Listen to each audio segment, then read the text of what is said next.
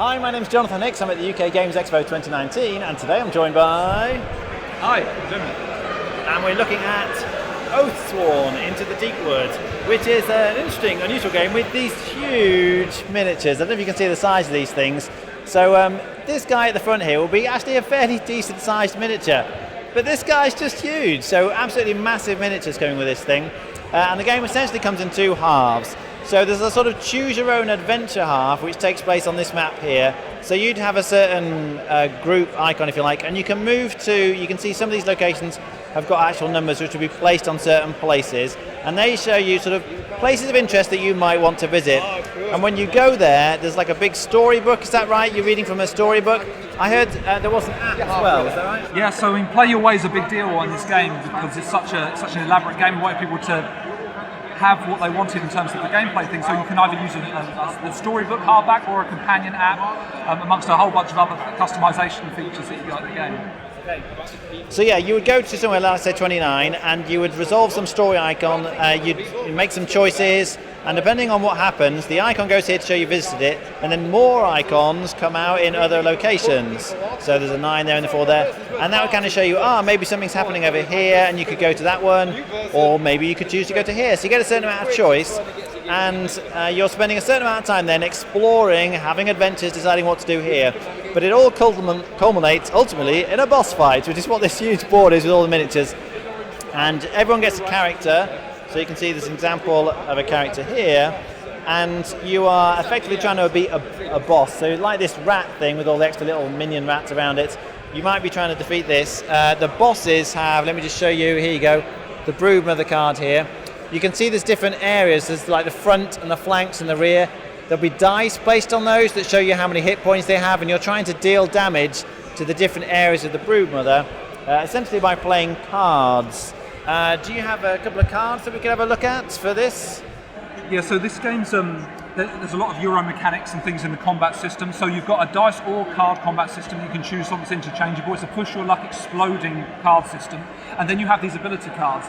The way the ability cards work, if you want to look down on this thing here, is you've got these numbers positioned around the board, 3 to 0, and you have what we call battle flow. In battle flow, you put down a card. So this is your ability that you'll have done against the Broodmother, and then when you put another card down, it moves it around the board slowly towards back into your hand. So we have this cooldown system, and you're trying to get these combos off, manipulating the cooldowns to get these cards back in your hand. Every card is a multi-choice card, so you get to choose between using it offensively and defensively amongst a host of other options. Every character has 15 abilities, all unique to them, and there's 6 different characters in the game to be able to play. Alright, so you can play like a big ability on the 3 side here, but after you've played it you have to wait, it goes to the 2 side, then to the 1 side, and only after it comes off the 1 side does it come back into your hand. So you have to wait a long time for the big abilities to come back. But if you play a small ability, like a 1 ability, then that would come back into your hand much faster. So interesting decisions to be made there. But yes, that's right. You have cards here, which you can sort of turn over cards with the different dice, or you can roll the dice. Could you just explain how the dice rolling works? Because that's quite interesting as well. Yeah, so we've got it's a push your luck exploding system. So what you do is you have say your axe may give you a couple of red dice, but you can always choose to roll as many white dice as you want. So you may choose to add another couple of dice in. Now, when you roll your dice or your cards, and then you have a look and see what you've got. Now, if ever you see this blank side, if ever you roll 2 blanks, you miss the attack. So you're choosing how hard you want to swing. If you swing really hard, you may be able to get loads of damage, but you're risking missing. So you've got that real thematic connection there. If you don't roll the 2 misses, however, you actually add the damage up. So this is where the exploding dice comes in. This is a critical here. That means you take another dice of the same type and roll it again. If this had been a crit, you get to roll it again, and again, and again, and you can keep exploding this dice out to get these amazing critical hits that come through the combat system. And after that initial roll, if you roll any extra blanks, do they result in a miss? No, they count as an extension of the original crit dice, and so they you can't miss the crits. Okay, great.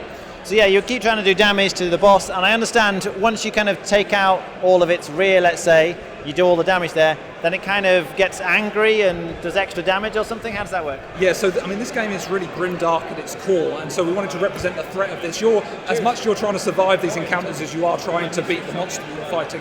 And so these monsters are hitting you really hard. You have to be able to react to defend yourself and look after yourself. And what happens is as you take out body parts of the monster, you will actually be able to, the monster will react to you and hurt you as you try and hurt it. So you're trying to systematically take this monster apart without becoming the one who triggers the location removal, so you can take the brunt of the attack. So your tank is trying to take those hits for you, and the weaker ones are trying not to trigger these things. So they're doing huge amounts of damage. They're also trying to withhold themselves so they don't end up being the focus of these monsters.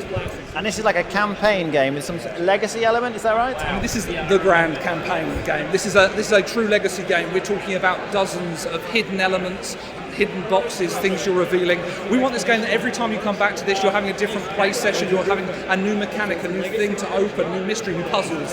And the campaign is one solid story, a 200,000 word, choose your own adventure type style game. We call this a twisting tales game because we had to invent new mechanics on the map to make this work. We can track time, we can track all kinds of wonderful things, proximity, we can have all kinds of visual cues on the map that we could never do with the story. Loads of elements like that. The story is actually being read by Game of Thrones actor James Cosmo, who's Lord Commander Warmont in Game of Thrones. And it's just wonderful. And we've got a New York Times bestseller on the team writing our story, as well as other award-winning grimdark writers. We have a massive team, we've got 17 people working around the clock in 8 time zones trying to get this thing done, getting ready for the Kickstarter in October. But yeah, this is a world we want people to want to live and die in. So we've got with this a very quick, brief description of the world.